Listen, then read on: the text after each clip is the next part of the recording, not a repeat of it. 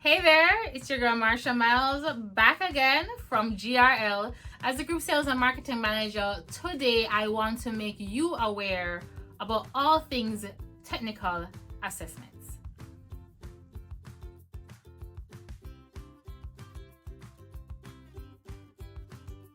So your space needs to be cool. Okay, well, it also needs to be assessed. A trained and experienced HVAC or cooling specialist will come to the location and take into consideration every single technical element that needs to contribute to your best fit cooling solution. But it does though. Size matters.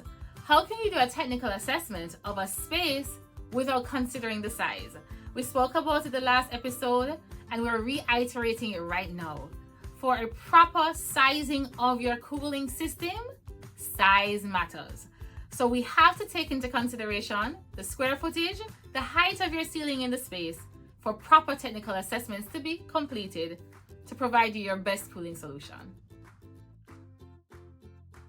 What is inside your space that needs to be cooled? And I'm not talking about the furniture or anything. I'm talking about what is it made up of. It's made up of your ceiling, your walls, your windows, and your floors. Each of these things has a certain material type, and depending on the material type and even the shape of it, it's going to affect how much heat is kept in the space or how cool the space is kept. Consider your ceilings. You have various types and materials of ceilings. For example, for the same height wall, a vaulted ceiling will have more air in the space to be cooled than a drop ceiling. And when it comes to materials, a gypsum drop ceiling actually insulates the space and keeps it cooler than a different type of material. An expert that understands how to assess these technicalities would have considered that to size and determine the best cooling solution for you. And what about your windows? The types and material also important. If you have French windows versus louver windows, French will seal in your space, louvers let the air out. And if it's wooden versus metal windows, the metal windows are going to make that space hotter than the wooden ones. It's super important in your assessment. Finally, flooring. Those large ceramic tiles that we use, perfect. It's going to keep your space cooler than if you introduce carpet, which is going to keep the heat. Now we're outside. Same treatment. Let's consider walls, roofs, and nature. When we look at our walls, we have to look at what's on the walls. We use Troilon a lot in Jamaica, and that tends to provide additional insulation, making the inside cooler. So that's to be considered. Also, we sometimes mount our condensers on walls with our brackets. And if we understand the surface of the wall, it makes us better prepared for that installation. Now, nature. Trees, hills, seas, bush.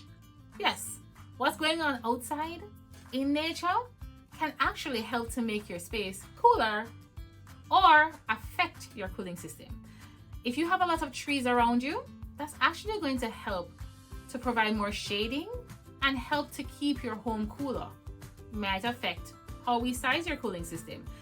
If you're in the hills versus in the flat valley, it might be cool up in the hills. What if you're near the sea? We spoke about anti-corrosive treatments.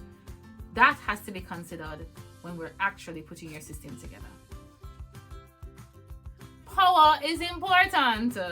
We have to know the nature of your power supply and if it can actually support the operations of the cooling system we're providing for you. So what do you have? Is it 415, 220 volts? Is it single phase, three phase? Also, do you have the appropriate things in place? A pilot switch to disconnect and separate the evaporator when needed for servicing? Or do you have the isolator in place to separate the condenser when it's needed to be done for servicing? Power is important. Thank you so much for watching our video. I hope that you were educated and informed. Remember to like, share, and subscribe for more content like this, and stay tuned. We have much more in store for you.